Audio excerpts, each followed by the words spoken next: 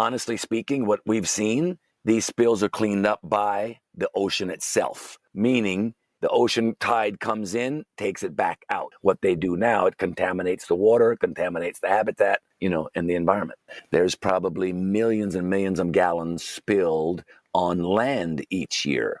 And that is in, again, refineries, factories, vehicles, transportation, warehouses, industrial areas and businesses. So it's a common because we need engines in so many different applications again. And anywhere there's an engine, there's going to be a spill at some point. Well, our product actually absorbs pretty well any kind of hydrocarbon, meaning anything used in an engine, our product will absorb it if it's spilled or leaked. It does not absorb water. Our product is a natural plant material, and it's actually hydrophobic by nature. So it repels water but absorbs oil. Welcome to Mindful Businesses presented by Sarani, and I'm your host, Vidya Iyer. In our podcast, we bring to you businesses that are mindful in their practices and processes. A mindful business employs sustainable social, economic, and environmental practices. Today, we have with us Ronnie E. Banks, owner of Savesorb. Save time, money, and the environment. He joins us from Los Angeles, California. Welcome, Ronnie. Thank you so much for having me. Glad to be here today. When we think about oil spills, we usually have the image of oil-covered marine life, but several of the spills happen on land too, in urban or in rural settings. What are the rate of these spills that happen, say, accidentally or even not accidentally for industrial purposes or even in farms? Well, there's so many applications for fuel and oil around the country, around the world. Any engine that is operating runs on a fuel, runs on an oil, runs on different type of fluids, and all those fluids are very dangerous to the environment, very toxic, correct? So not only are there major spills when we see it on the oceans from oil refineries, oil pipes, oil ships, but in the U.S. alone, there's probably millions and millions of gallons spilled on land each year. And that is in, again, refineries, factories, vehicles, transportation, warehouses, industrial areas and businesses. So it's a common because we need engines in so many different applications again. And anywhere there's an engine, there's going to be a spill at some point. Anywhere there's fuel stations, fuel trucks, they have tanks that bust, hoses that bust, and oil, fuel, diesel get spilled, but chemicals, and all of that is very dangerous to the environment. And that's where we come in and see a place to make a change. Are you focused mainly on petroleum products, or are there different chemicals that are spilled often and in which your solution can be used? Well, our product actually absorbs pretty well any kind of hydrocarbon, meaning anything used in an engine, our product will absorb it if it's spilled or leaked. So that is from diesel, gas, oil, brake fluid, transmission fluid. Our product absorbs over 100 different chemicals, Savesorb does. It also is very effective on oil-based paint, latex paint. So we have customers in all different industries, paint companies being one of our big customers, fuel companies, transportation companies, manufacturing companies, down to say Costco, who's one of our big customers. They use spill kits in their tractors and trucks in case they bust a hose. They want to be able to contain it right away. So we make a spill kit that they purchase from us and use on every vehicle, every truck and tractor in their business centers. So it goes from there to Shell Oil, who uses Savesorb to clean out sludge from the bottom of a tank.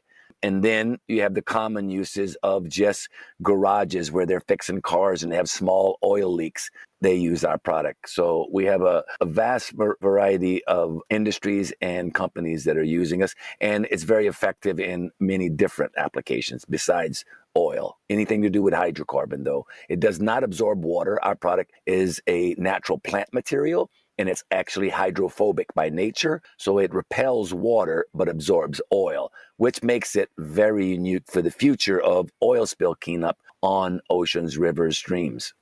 Most people would remember, at least people my age would remember the oil spills in the Gulf. And I remember them trying to skim or trying to burn. So what are the practices presently to clean up these spills?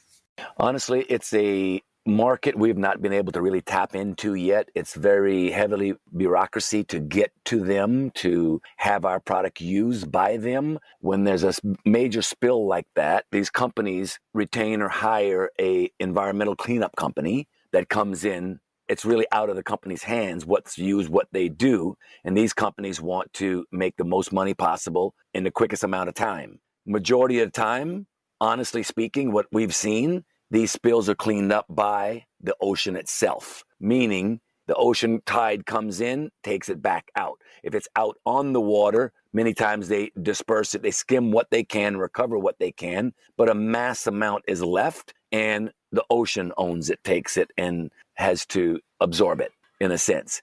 But it doesn't really go away. You just start pushing it further into the ocean. Yes, that's where Savesorb comes in. One day across the world, this product will be recognized as the go-to product that should be used because once it absorbs fuel, oil, a hydrocarbon molecule, it encapsulates and then starts a biomediation process immediately. And over the next 90 days, 85% of that hydrocarbon molecule is then biodegraded. So it's really nature's miracle plant that's not really been supported or recognized for its capabilities yet.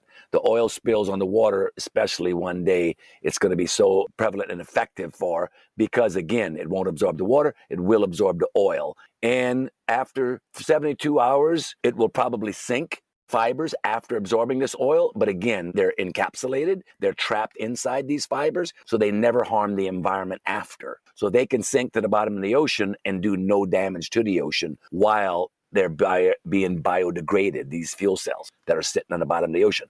3 to 5, 6 months later, it's actually gone, biodegraded. Unlike what they do now, it contaminates the water, contaminates the habitat, and the environment.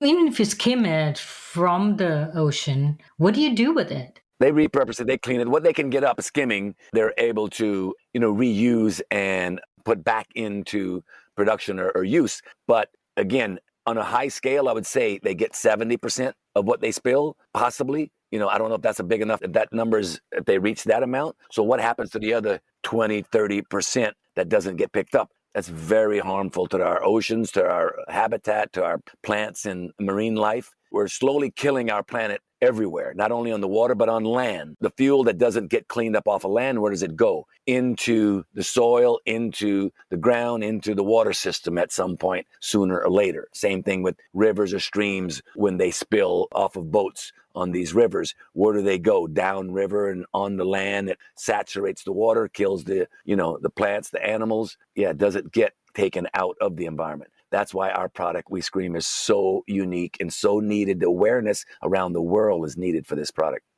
But there are natural absorbents, right? Like peat moss or clay that are presently used. What are the natural products that people are using other than yours?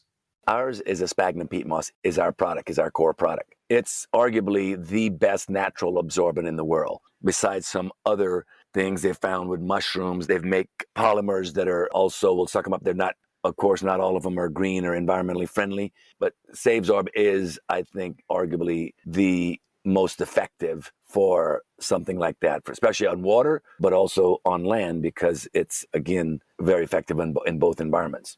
But right now they use, the big thing, they use the skimming, and what's left, you read about how many times they use dispersants to break it up, that it drops and it goes down into the ocean. So what happens to that? Does that kill the fuel cells? No, it damages more. I've heard that these big ships coming in international waters, they pour it overboard out in the international water because they have no pushback or no bureaucracy in global international waters to police them. On land, I had heard about this solution called phytoremediation, especially in case of brownfields. A brownfield is typically an abandoned industrial site or even a neighborhood gas station that has been shut down and has the fuel tank still buried in the ground. So phytoremediation, could that be used in some of the land-based spills? So like our product is used for bioremediation. If fuel is in the ground and they mix Savesorb in with that ground, it will absorb, encapsulate, draw the fuel and the hydrocarbons out of the ground and leaving it clean and able to be reused and extract the chemicals from it, the fuels from it, the hydrocarbons.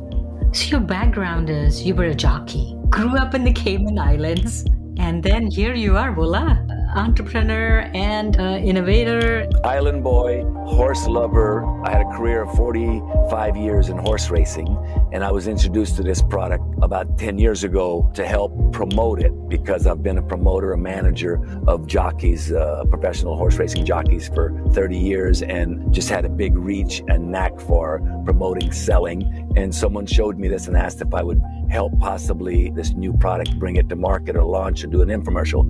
And after seeing miracle that this performed in front of my eyes, I wanted to be a part of it. I wanted to be a part owner, an investor. And the next thing you know, I am founding the company to launch this product because of just the potential I saw. The win, win, win, win, I call it. And that is helping the workers because it's so much easier and more effective for them and lighter to use. Helping the companies, it's saving them money. Helping the planet because it's protecting the earth and keeping the fuel and hydrocarbons from being in the earth, the waters, rivers, and our soils. And then also, in the end, helping myself with a company and my entrepreneur background and passion for doing new things and bringing new things, awareness to new products or companies. It's a win across the board. You honestly don't look like somebody who's been on a horse for 45 years and then a second career, 10 years. You have a lot of energy and passion in the way you speak. I've had a very unique life. Again, born in the Cayman Islands. I left at 6 years old. My mother married a U.S. Citizen, and he moved us to the U.S. And at 6, 7 years old, I was in the South, Louisiana, Oklahoma, Texas, and where I got around horses and horse country. And by randomly down the road, a horse trainer I met, his son, and he was helping his father clean the stalls. And that was my first job at 12 years old, was cleaning horse stalls. And within 6 months, the father offered to teach me to be a jockey.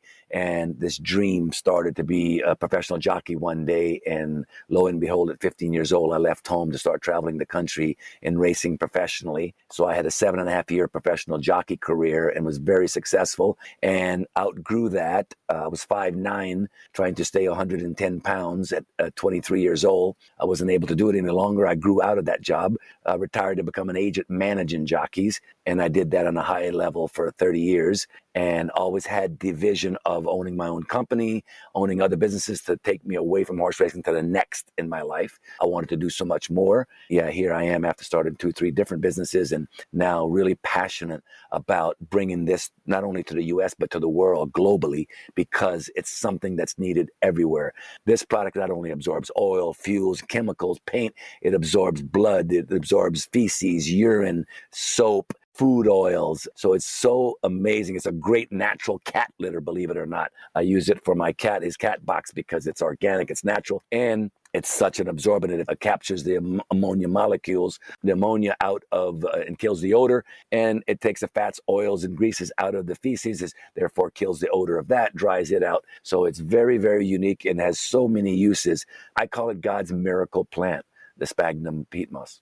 So where do you get this peat moss? Farmer and supplier is in eastern Canada, and it's grounds of acres and acres of peat bogs. And peat is primarily used for planting for nursery. So they have a major international global customer base for planting for nurseries. But it's also, this is used for animal bedding. It's used for, again, all these absorbents. Yeah, it has many different uses. It's really unique. So does it absorb odor too? Because you said you're able to use it for cat litter. Yes, what it does, it captures the ammonia molecules, therefore killing the ammonia smell. And with the feces, it absorbs fats, oils, and greases. So we use it in horse stalls for bedding instead of straw or shavings. It's very, very unique for horse bedding. We use it in chicken coops. One of my best friends, he became a big chicken farmer, and he was using it on the horses as I had advised him to. And he tried it in the chicken coop, and it took so much of the smell and odor. It's so much cleaner environment to work in with the chicken coops because of the properties properties, how it works on feces. So you get this peat moss from Canada or other farms. What do you do with it? They harvest it, they bag it in different sizes for us, pre-bagged. We ship it here, resell the packaged bags, and then we break down the peat moss by 1,000-pound big totes that we use that to manufacture and make spill socks, spill mats. We fill these socks and mats with them, and they use that for spill containment. The socks are in case you bust a hose, spill kit on your truck with a sock and a mat. If you bust a hose, you throw the sock down. It keeps it from running into the water system, into the river, into the drainage, while you take a bag of the loose product and pour it on the spill. That'll clean it up immediately. And if anything gets left behind, the great thing is it's encapsulated. It'll never get back into the environment again. In 6 months, it'll be the dust. It'll be biodegraded. You keep saying encapsulated. How do you know that it won't leach back? By science, yes. We have a test called a fish biopsy test. And what they do is they absorb oil with Savesorb. They put 4 spino minnows in a fish tank, and they put that Savesorb that's absorbed the oil in the tank. If the fish lives 72 hours, that proves no benzene leached into the water. Otherwise, it would kill the fish. The fish were alive after 72 hours, so nothing leaches. Once it absorbs anything, it's inside the fiber. The fibers by nature are about 1 inch long. They are about 1/4 water, moisture, and 3/4 hollow. That hollowness is with the room it has to absorb oil, fuel cells, hydrocarbons. When it fills up, once it'll absorb about 15 times its weight. It has a waxy coating by nature, so when the molecule goes inside the fiber, the waxy coating closes it up. It can't come back out. It's trapped, and it has a positive-negative charge by science. It immediately starts a biomediation process, eating that fuel cell away. Again, it's a miracle. I keep using the word miracle. If you watch it perform and you read the science of what it does, it is actually a true miracle. And you look at it, and it looks like dirt or mulch. How big is this market? It's enormous, and it's growing by the day. The industrial absorbent markets will grow it's estimated to grow from 5.7 billion in 2021 to 7.8 billion by 2026. The oil and chemical spill regulation, as well as the growing environmental concerns, are really the main factors that's going to really drive the growth of it. But globally, it could be in the 30 to 60 million that it will grow to. It's going to be enormous just because of the environmental factors, that the contamination that's going on around the world.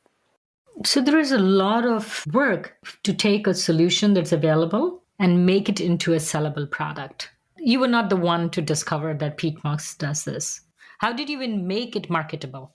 The 2 gentlemen that come across this, one gentleman particularly found it on the top of a roof of a restaurant where the fog, the fats, oils, and greases came out of the grease trap up onto the roof. There was a contraption there that had a sock in it filled with this material. And he found that sock and investigated and figured, what was this stuff? It was absorbing this oil and keeping it from running on the roof of the restaurant down the drain into the water system. So he found this, and we looked the whole market. There was nowhere to find it on the market, but we knew what the raw product was. Someone were using this. So we took it, we built the company around the value and the application of what it could do. We shot videos and shown the common product used in the market today is kitty litter, believe it or not. It's a clay product. And clay does not actually absorb, it adsorbs. It only attaches to the outside of this little grain of clay. And if it sits there long enough, it'll drip back off. So they have to use so much clay to get this oil because it's not really absorbing, it's just attaching. So in comparison, it takes 30 pounds of clay to clean up 1 gallon of oil. It takes 2 pounds of Savesorb to do the same job. So the worker, instead of carrying a 30-pound bag to go clean it up and then carrying that 35 pounds back, he only has to carry 2 pounds. So the weight load, the disposal, the storage, and the cost, and the simplicity and effectiveness comparable. Clay, you have to put about 3 different layers of clay down to get it fully up. Savesorb, you put it down once, leave it 2 minutes, sweep it up, it's gone. It's sucked up inside. It cuts the cleanup time in half for the workers. It takes only a couple of minutes? It's like almost like a sponge? It's almost like a sponge. Think of a mosquito landing on you and watching him. If you leave him and watch him, his body would fill up with the blood. Once he's filled up, then he has to leave because he can't hold anymore. It's the same thing with these fibers. When it touches the oil, it'll fill up. Once it becomes fully saturated, it cannot hold anymore. It'll stop absorbing. But it's filled 15 times its own weight with this material. But it's also immediately starting to biomediate this hydrocarbon molecules. I was thinking, can your application be used for residential homes? For instance, whenever I fry something, I'm not sure what to do with the vegetable oil. We're in the process right now of going to market for the first time, the public market to consumers with a bag on the shelf for that particular. And what this can do, we have a video, you can go to YouTube /Savesorb, and we have tons of videos of all different kind of applications. One unique one we have is deep frying turkey, and you have 5 gallons of oil left. Right after it's fried and still hot, we open this drain from the tank into a plastic bag of Savesorb. That hot oil goes into this plastic bag of Savesorb and does not melt it. The Savesorb traps it all. It's now, we call it, you can solidify it, just like you can paint. The same thing. So this food oil, bacon grease, if you had a bag or the Savesorb, you just pour it in the pan, give it a minute, move it around with a spatula and throw it right in the garbage. Because you can throw it in the garbage because it's not ever going to come back out again. It's encapsulated. So it's not going to harm the environment. We're approved for landfill because it doesn't leach. So yes, food oil, ink, liquid soap, blood. If you have a pet mess, or you happen to have a pet that's sick, or vomit, all these different applications. That's so amazing. So yeah, we sell to some schools and parks that they have a spill kit in their recreational. If the young kids playing sports and they have a vomit, actually they use this to clean it up because it's natural instead of using some type of chemical. I can't wait to get hold of this product. I used to collect it in bottles and go and drop it off to the city recycling center, which collects the vegetable oil. Right now, where I am, there is no such facility where I can drop it off. So we double bag it and put it in the trash and just close our eyes and hope it just goes away. You and 99% of the population, they don't know what to do with it because there's nothing advertised. They barely know what to do when their car's leaking oil in their garage. You go to Home Depot and generally all they ever had was a bag of this floor dry kitty litter. So you had to use, tons of this clay product. And then what do you do with that after? You put that in the garbage, it just leaks back out in time into the garbage and into the ground and into the soil and contaminates. Yeah, we're hopefully want to get this to the public to know for the kitchen use. For if you spill food oil or you have frying grease, you can put it in a jar, pour this into the jar, it'll solidify it, then you can just dump that jar, empty that jar into the trash. Where your guidelines are eligible. In California, you're told that everything that has any type of hydrocarbon, any fuel, that you have to hazmat it, take it somewhere. But also, in the same sense, California is approved this for landfill, and we've proven through the fish biopsy test that this oil will not come back out once Savesorb absorbs it. So safely, you can put it in the ground next to your plants after you absorb oil, because it's not going to come back out, it's not going to harm, again, the plants or the soil. Does it decompose? It's a positive, negative. I'm not great to explain the exact science chemically, but there's a negative, positive charge in the fiber that draws the hydrocarbon inside, and then the waxy coating locks it up. And then once it's inside, it starts biomediating. And they said and from 90 to 120 days, it's 85 to 90% biodegraded. So within 6 months to 9 months, for sure, it's completely biodegraded, and then, just back to natural, breaks down again in the soil. There are so many applications that I keep thinking of. For instance, just a mat under your car. Every car has a couple of drops of something which spills.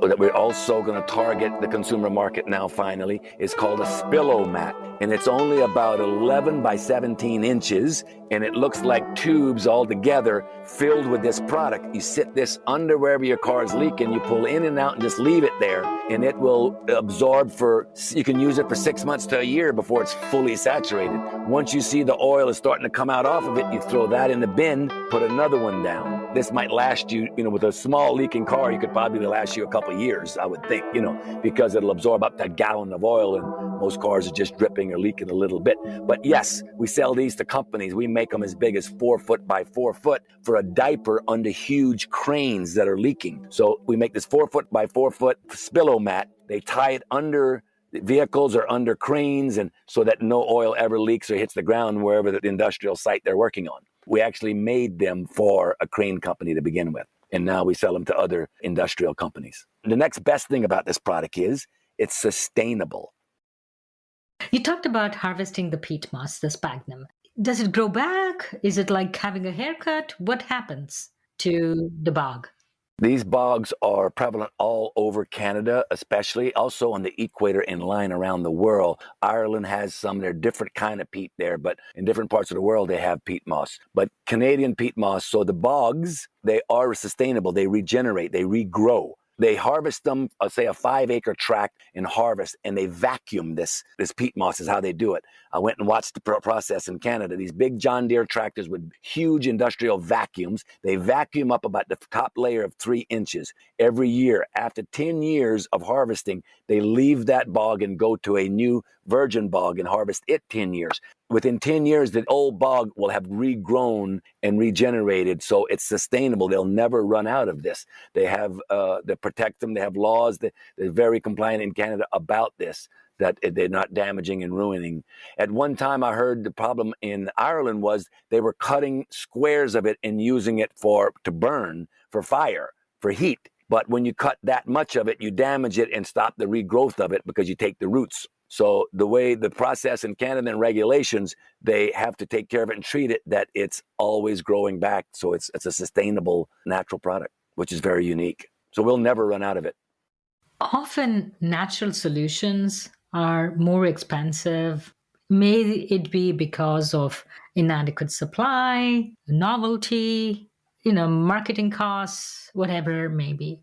How does Savesorb compare to the other solutions? Thank you for that question. Great question. This product, incomparable to its competitor, the number one competitor, clay kitty litter, it's 5 times better, and we're probably 5% less expensive to use than the clay, because it takes 30 pounds of clay versus 2 pounds of Savesorb.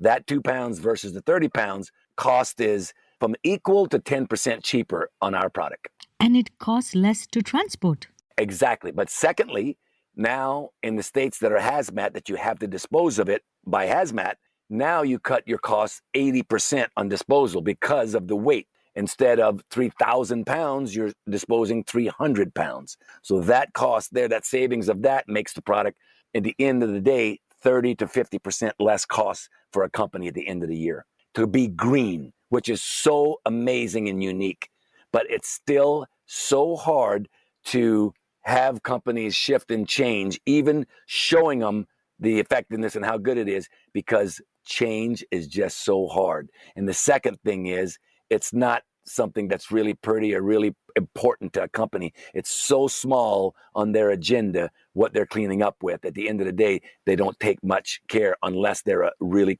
green, environmentally conscious company. And then they're really excited about us. But it's really hard with a lot of companies or people to shift their thinking and get them to change over to this, because they've used kitty litter and clay for 100 years. But it's like the old horse and buggy. It's time to go. So can this product be used like biochar, or I just feel it could be repurposed? It's able to be used as a fuel for burn. That's the next step. And we're in process of doing a lot of work and bringing that too. So once we're using a mass amount of it and we get it distributed big enough, then there's enough to capture to reuse. But it's actually very, very popular for that afterwards. It will be. They don't know it yet. So Ronnie, what are your next steps? You seem so passionate. You are so excited about your product. Where do you see yourself in 5 years? In 5 years, we see ourselves nationally a leading brand of absorbents for the home and the business, that it's also B2B and B2C, be the consumer. The consumer finds the value. We have now made aware the consumer community, and they're using it for 10 to 12 different uses in the home and in the garage. And we're the leading now the leading absorbent on the market because of so many factors of less expensive to use, so much easier to use, and more importantly than anything, green and eco-friendly, protecting Mother Earth. Third, in 5 years, the global community has picked up and realized, and now they're being implemented, and all states and countries are having a supply on this on hand. When fuel or oil or chemicals are in their water system, in the rivers, streams, or oceans, they're using this to extract it and take it out of the ocean from this toxic fuels and chemicals that are just ruining Mother Nature in so many different areas. It's my dream to see it globally recognized and understood and used and making such a difference for so many people on so many different levels. Our website, www.savesorb.com. That's S like Sam, A like Apple, V like Victor, E like Edward, S like Sam, O like Oscar, R like Randy, B like boy.com. Savesorb. Save your time, save your money, and save the planet. They can buy it right online there, or they can reach out to me, send me a note, any questions. Would love to hear from them. Thank you, Ronnie Ebanks, for coming on Mindful Businesses. We wish you all the best. Thank you so much for having me. I really appreciate it. And best of luck to you. You're listening to Mindful Businesses, produced and hosted by Vidya Iyer. We would love to hear from you. Send us an email to info@mindfulbusinessespodcast.com. If you learned a thing or two from this episode, share it with one friend. Click on the subscribe button to be the first to learn about our latest episodes. We recorded this podcast in Buffalo, New York. Theme music was composed by Tatum Gale. Roseanne Korean is our marketing assistant. Ketan Karat is our podcast editor. Constance Thurman is our nonprofit consultant. And our advisors are Jim Stone and Anupama Pastrija. This is Vidya Iyer with Mindful Businesses.